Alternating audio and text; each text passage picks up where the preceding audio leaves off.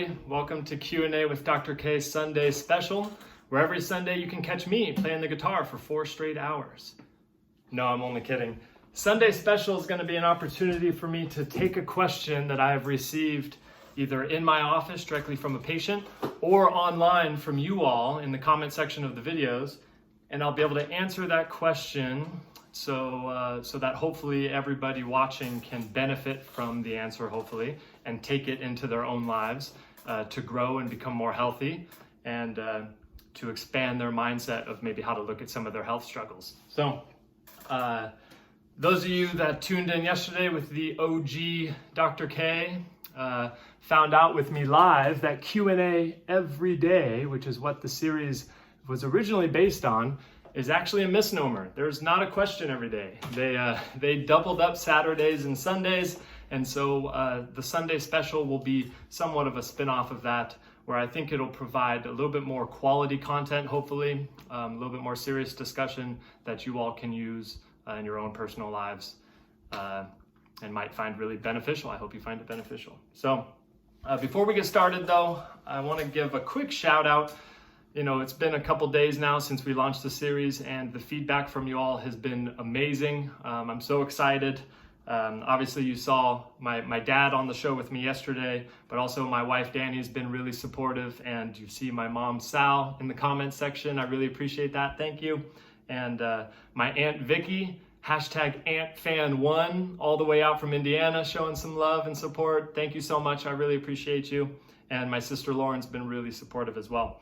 But it hasn't just been family, believe it or not. Mary Lou, thank you. AJ, Cryer, Heather DB, I see you guys engaging as well, and that's really exciting. Thank you so much. A couple new subscribers to the channel as well. Easy Peasy Sleep, thank you so much for joining. I hope you're enjoying it. Kayla.Neal, Colson Belinda, Kimmy Coven, Creative Life, Lisa Pineda, I remember you. Thank you so much. And to all the others as well, thank you guys so much. I really appreciate the feedback, and I appreciate you engaging and joining in on this process. So without further ado, I'd like to get to the question that was actually asked to me by a patient recently in the office. He's a gentleman in his 30s that is suffering. He's coming in for other questions, but he just happened to drop this one on me during his last checkup. And he's actually got a severe dryness in his hands that's causing cracking and bleeding just from normal everyday activities. I think he told me that the moment that it really shifted for him was when he was putting on his socks and his shoes, and just by rubbing his hand against his sock caused him to crack and to start bleeding. And that was like a big moment for him when he thought, holy smokes, am I being conquered by my sock right now? And so it caused him to start to really be concerned about this. And he's been going around to specialists recently, and everybody's taking a look and running all sorts of tests on him and trying to figure out what's going on, and nobody's been able to figure it out. So he comes into the office and he asks me, he says, Dr. K, you know, I've got this issue. What he actually asked me was, Dr. K, if you were having this problem that I'm having, what would you do specifically? And so I'll share with you the answer that I shared with him, and I hope you take it to heart, because what I like about this worksheet that I'm about to show you is that it's not just about hand cracking. That's one symptom or complaint that you can use this worksheet to benefit for, but it's also a whole bunch of other problems that you may be suffering from. Whether it's maybe lack of sleep, or you're waking up in the middle of the night, not able to get back to sleep and you're having trouble with it. Or maybe every time you eat, you're getting this weird stomach thing where you're getting like a pressure or some indigestion and something's not quite working right. Or any number of other things of health ailments that you may be suffering from right now. This is a good way to look at it. And without further ado, let's dive right in. So what I showed him was to go from like a 30,000 foot view of health and physiology and how your body functions. This is a good place to start.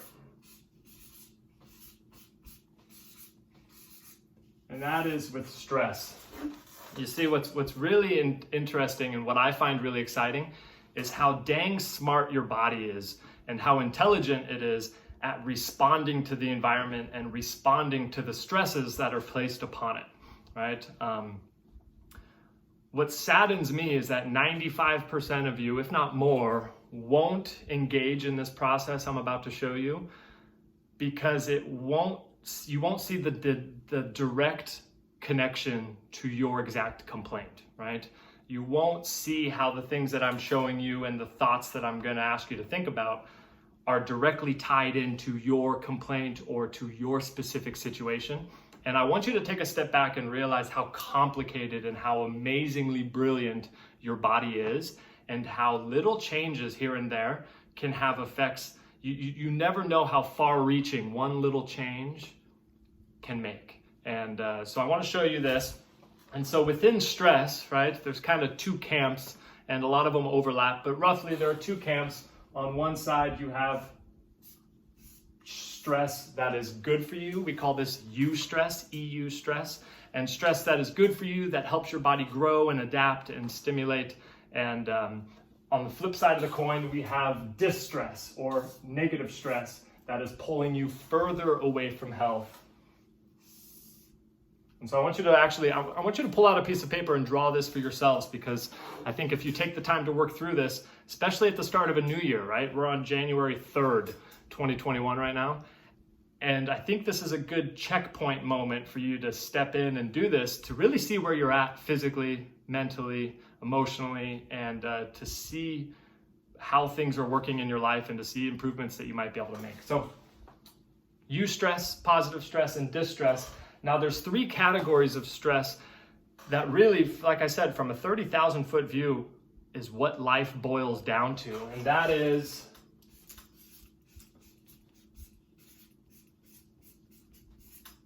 physical, chemical,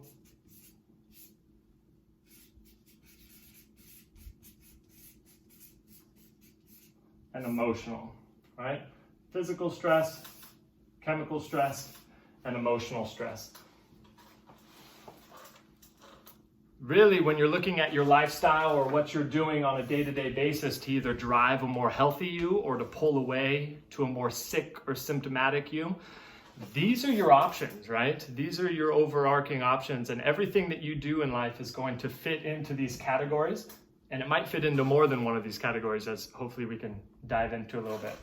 But I want to take a moment. This is holistic health, by the way. A lot of people are really excited about holistic health and holistic doctors, and to really identify what that means is important, I think, because the healthcare model that we live in right now, that is predominantly what we are exposed to when we go into the doctor, is this allopathic, symptom-based care that takes, say, crackling hands, and he's been prescribed all these ointments that he needs to put on to try to dry or to try to moisturize his skin, and he's been run all these tests to figure out what enzyme that he's missing or what genetic predisposition that he has that is causing that problem. But holistic health identifies that reductionist model, that model of going to specialists, and you're going to go to a heart specialist that really does every imaging or every study on the heart and sees what's happening with the heart. That reductionism isn't the most effective way oftentimes, especially with these lifestyle type problems. To take a step back and to realize that each of your organ systems, and to realize that your body is more than merely the sum of its parts, right? It's the sum of its parts plus that extra something, plus that intelligence that coordinates all the moving parts into a beautiful dance. That's holism, right? That's holistic health. And looking at your life in this manner can be really beneficial in identifying what you may not be understanding is causing your complaint. So just to identify and give some meaning to these, physical stress is the stress, you can think of it as your body in gravity, right? What are you doing to yourself or putting your body in a position on a daily, regular basis that is either benefiting itself or pulling you further away from health? And so something that I see all the time in my office is people come in after a head and neck injury and their body is tweaked right? And they're not, one half of their body literally is not functioning as well as the other half. And so now they've put themselves into a position where with every movement they make and with every time they move and try to engage in an activity, they're doing it from an asymmetrical pattern, right? So some joints are getting more effort, some joints are locked down and not getting as much effort, and they have this asymmetry from the get-go. But then from a broader sense, we're talking about proper amount of exercise and movement. We're talking about posture and ergonomics and how are you watching this video right now? Or are you practicing some better posturing so that over time, gravity doesn't break you down. Instead, gravity is building you up and you're actually using it to strengthen yourself. So there's positive ways that you can engage in that and negative ways, right? Maybe the things that you're missing out on doing. Like I want you to ask yourself, when's the last time you exercise to the point of exhaustion where you were actually sweating, right? Not sweating from sitting in your car when it's hot, but sweating from actually engaging in activity, getting your heart pumping and stressing yourself so that your body is forced to respond, right? So that's physical stress in a movement type of way in gravity. Then there's chemical stress, and this is broadly speaking what type of chemicals and what types of substances your body is being exposed to, either through food and through water and through liquid that you're drinking, or through topical ointments that you're putting on your skin, like your shampoo and your moisturizer and your toothpaste, and also if you want to think of it as sunlight, right? How much sunlight are you getting, and what type of medications are you taking that is causing your body to stress and respond on a daily basis. So we can go into a positive and negative on those. And then the third option is emotional, and this is often overlooked. This is what people think about when they think of stress. Oh, I'm stressed. You know, I get these headaches, and I'm sure it's just from stress. Well, it might be from emotional stress, but it might be a combination of the three of these that is getting you closer and closer to the threshold of having a headache, right? This is your life and your health overall is a cumulative effort of the positives and the negatives of where all of these chips lie. And that's why I think it's important to identify the 1, 2, or 3 big positives and big negatives that you can honestly say to yourself that you are engaging in on a regular basis that is either pulling you towards health or driving you away from it. And so emotional health, that's relationships with your family, with your spouses and significant others, just your relationships on a daily basis. Are you hanging out with people that treat you well, right? And more importantly, are you hanging out with people that you treat well? Or are you hanging out with people that are constantly dimming your light? I like what Jordan Peterson says, and he says, a good friend is somebody that you can tell 2 things to. You can tell really negative things to that are happening in your life, and they won't judge you for it, they'll support you. And you can also tell really positive things too in your life that's happening in your life, and they won't try to be envious or try to pull you down or try to subvert that effort in any way, right? So you want to find good people and good relationships, your headspace, how you are satisfied with your daily effort, with your purpose, with your job on a daily basis. And so that's emotional.